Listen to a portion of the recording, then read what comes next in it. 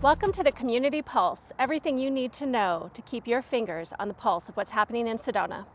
We really wish we could meet with you in person like we normally do every January and July. However, due to COVID, we decided to keep you safe. We decided to keep us safe, and we are shooting this outdoors with very few people around, and we're going to be happy to share this out to you so that you can see what's happening in Sedona.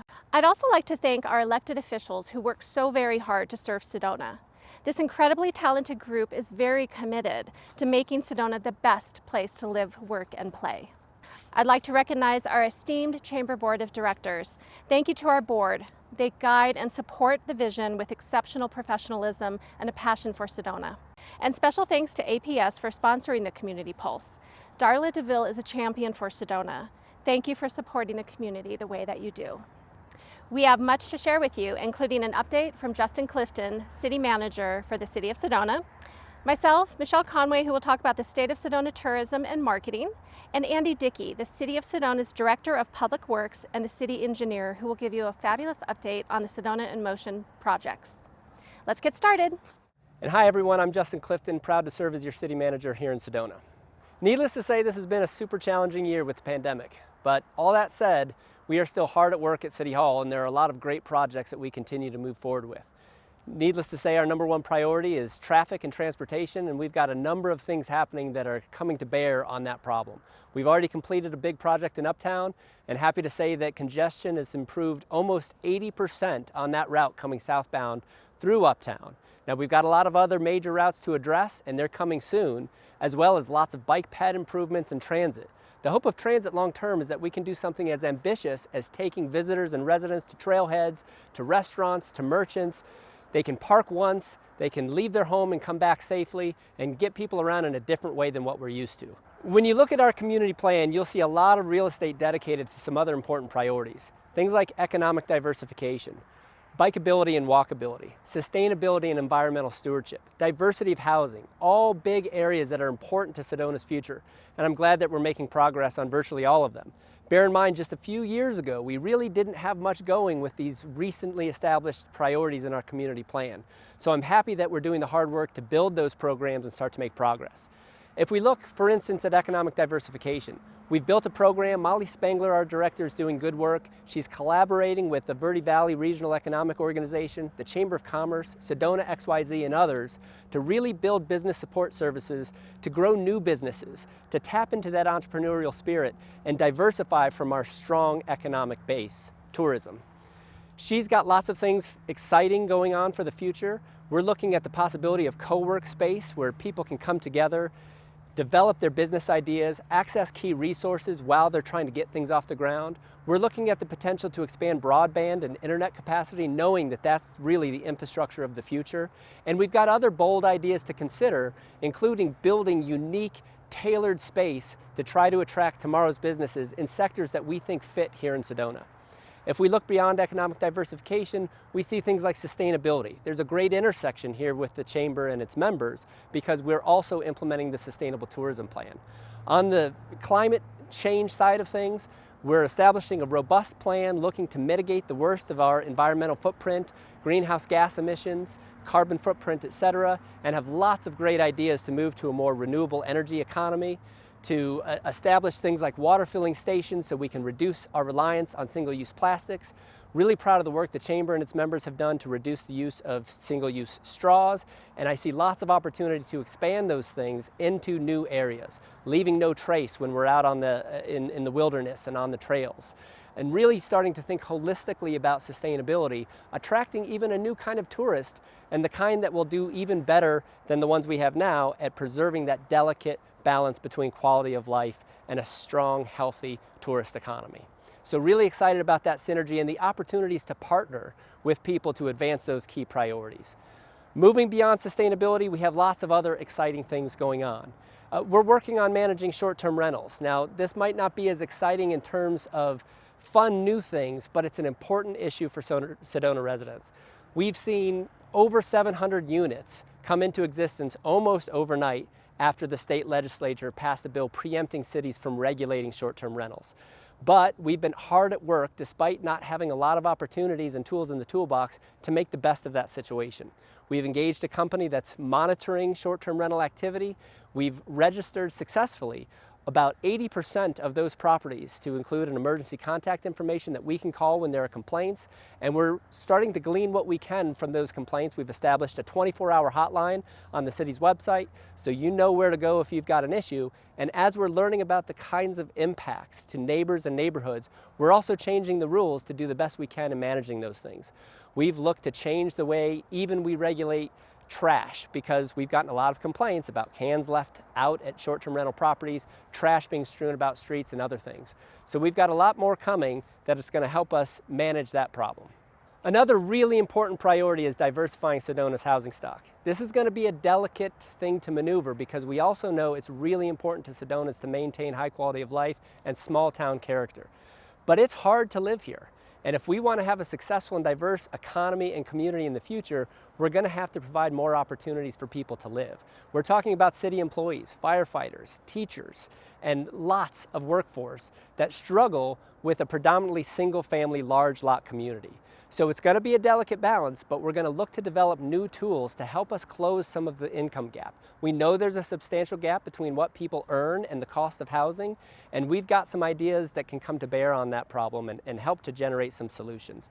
We're pretty close to hiring a new housing manager, and that person will really help us dig into that toolbox and start to find new opportunities to partner again with merchants, with nonprofit groups, federal grants, and the like, to bring more money to bear in this community to help develop new housing opportunities for today and tomorrow. In addition to those big things that are all outlined for us in the community plan, we've got a lot of other things that are just exciting to look forward to. We're about to finish a master plan at Posse Grounds Park, which holds promise to develop lots of new amenities for our residents. We're about to break ground in the next year or two on the Ranger Station Park, providing other opportunities to recreate. We've got bike and trails planned for neighborhoods, connecting key community institutions like libraries and schools and businesses, and a lot more to look forward to. I always encourage, please reach out to us at City Hall if you have input, if you have problems that need our attention. We're an open book. It's been a little different in the pandemic. I actually miss seeing some of you on the other side of the counter. Call us, send us an email, come by, give us your ideas, let us know what it is we should be focused on. Of course, we work for you.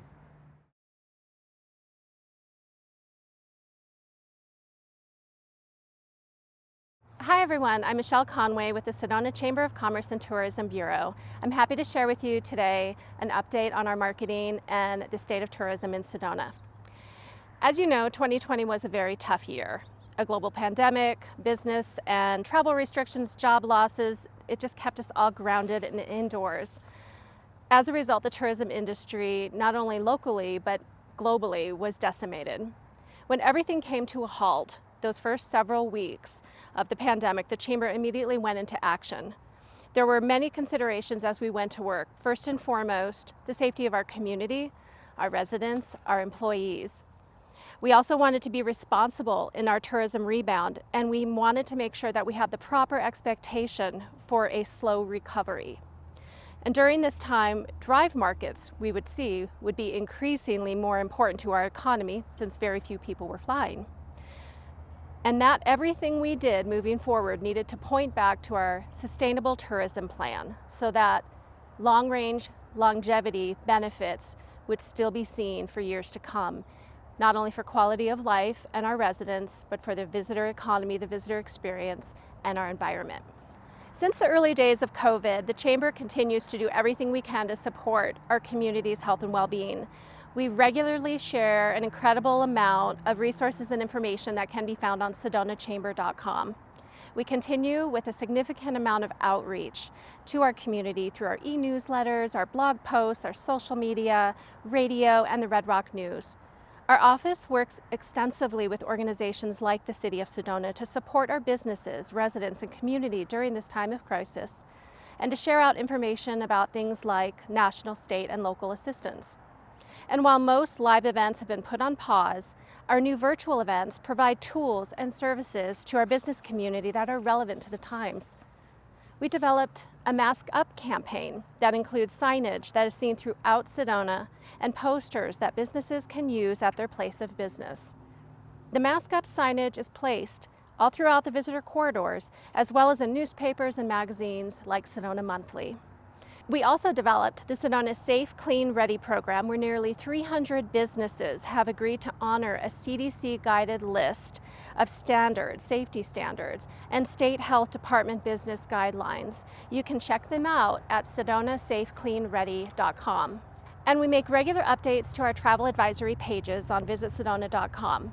On our sites and in our marketing, we make sure that the visitor is aware that they're responsible for keeping us safe too, by doing their part to mask up and socially distance. We've been working with our Tourism Economic Recovery Task Force, which consists of Sedona Chamber of Commerce board members, City of Sedona officials, and members from every sector in the tourism industry here in Sedona. This group provided insight and guidance as we navigated this past year. We're using our current advertising in Phoenix to educate and to set the expectations with Valley residents that we need them to mask up while visiting Sedona. It's important that we set the expectations so that our businesses are supported in their efforts to reinforce safety guidelines when people come through their storefronts and to their front desks. Let's take a look now at the numbers. The first few months of the pandemic took a huge toll on Sedona's hotel occupancy. When you look at these occupancy numbers, you can see the considerable downturn during what would normally be our spring peak season. From March through May of 2020, we were doing worse than the U.S. average. Remember, this would normally be the time when our local businesses recuperate from the slow winter season. Unfortunately, our businesses went from the typically slow January and February right into the start of a worldwide pandemic. It was a very challenging time in every way. Luckily, our rebound began in June and improved each month thereafter. Sedona began outperforming the U.S. average, and by the end of 2020, our hotel occupancy was flat, meaning that we were no better, but we were also no worse than we were in 2019. Our hotels were 50% down during those first few months of COVID, and at our worst at 86% down in April. Fortunately, our hoteliers outperformed in average daily rate the other months of the year, helping to carry their businesses through the crisis. As you see here, average daily rate, or ADR, was up each month compared to the year before. The exception was in March, April, and May when we were at the height of the crisis. Our strategy for many years has been to attract an affluent or high-value visitor, and fortunately that seems to have paid off. We want visitors who will stay longer and spend more. That actually means fewer people on our roads and on our trails. Unfortunately, with this rebound, we have seen pent-up demand, with new visitors who perhaps might have normally visited a metropolitan area and who have somewhat let loose on our national treasures. This has been an unfortunate trend nationwide, and Sedona was included. It is clear that programs and further education on how to recreate responsibly is desperately needed. To get the word out to our visitors, we'll continue to communicate the principles of Leave No Trace at our visitor center through our e-newsletters, extensive social media, and blog posts. And we are partnering with the Arizona Office of Tourism, who is also a partner of Leave No Trace, and they're very interested in getting the word out on our behalf at their level. Expanding the Leave No Trace programs has been an ongoing part of our work through our Sedona Sustainable Tourism Plan. We'll continue to work with the City of Sedona, the Forest Service, and others at the regional and state level to help ensure that our beautiful city remains beautiful. Our land and red rocks are not the only thing that's wonderful about our community, though. You are the reason that Sedona is the most beautiful place on earth. We thank you for everything that you support us in. We wish you a very happy new year, and I can be reached at any time, so please feel free to contact me.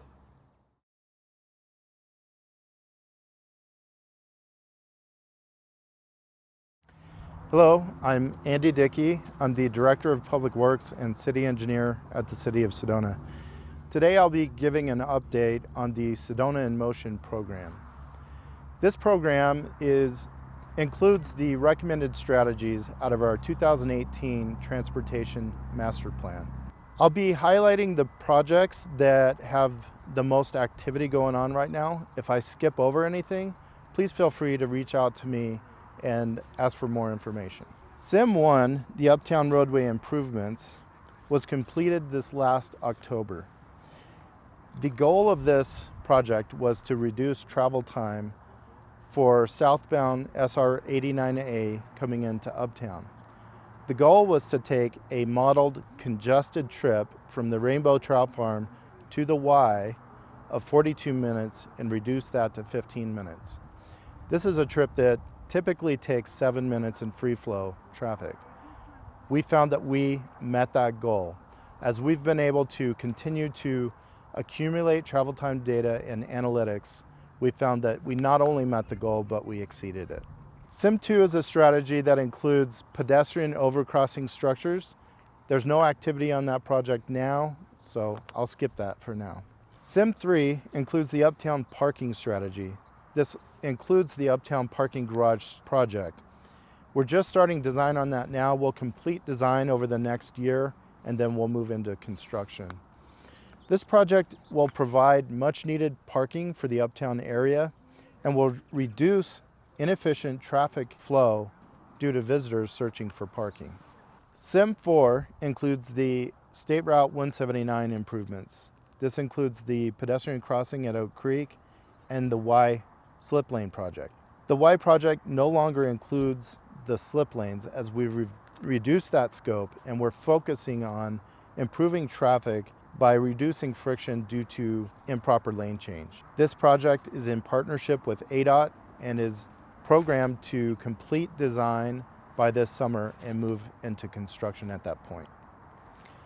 Sim 5 includes the major roadway connections. One of the main projects in this program is the Forest Road extension. Most folks have heard about that project. Design for that project is currently 90% complete. This project will provide an alternate connection into Uptown. It's less focused on congestion reduction and more focused on just providing alternative access to Uptown. Sim 6 is the neighborhood connections strategy. There is no update for that at this time. Sim 7, 8, and 9 include the transit strategy. This program will be developing further soon as we've hired the transit manager, and he will be starting with the city later this month. The last program to update is the Sim 11 bicycle and pedestrian strategy. There's been a lot of activity in this program. This strategy will be part of the STEPS, or the Sedona Trails and Pathways system. This is a resident benefit focused strategy. Bicycle and pedestrian facilities have had significant support by residents in master plans over the past 30 years. Developing these facilities provides safe and convenient alternatives for transportation and can provide an active lifestyle for our residents. Currently, we have 14 active projects under this strategy. We have 2 projects recently completed at Sunset Park and Ranger Station Park. Both of those projects included installing shared use paths that will be part of the STEPS system. We have 4 projects currently under construction. We have the Thunder Mountain Road and Sanborn Road shared use path. This will be about 1 mile of improved shared use path. If you've been in this area recently, you've likely seen that we've completed the concrete pathway between Rhapsody and Andante.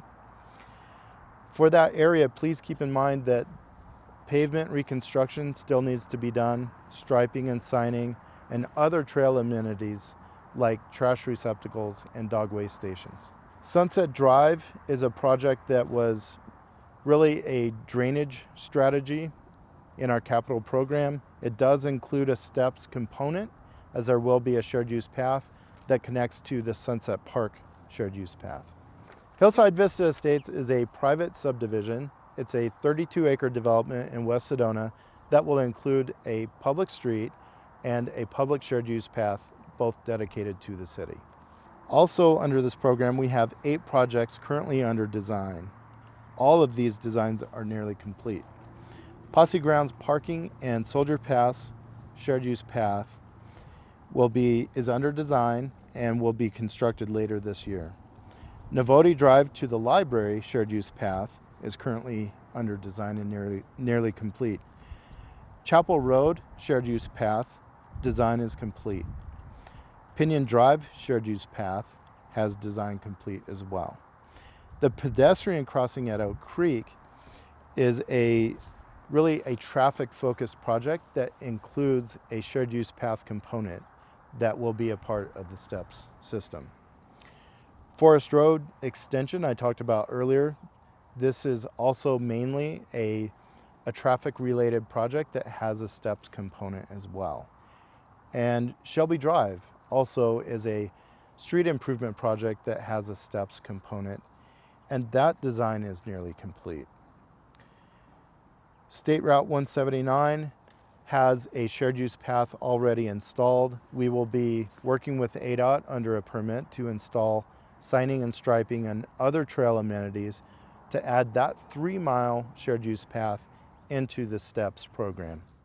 Again, some of the projects I did not highlight today as there's not been a whole lot of activity. I'm providing my contact information at the end of this. Please feel free to reach out to me if you would like further information. We would love to hear from you. Take care.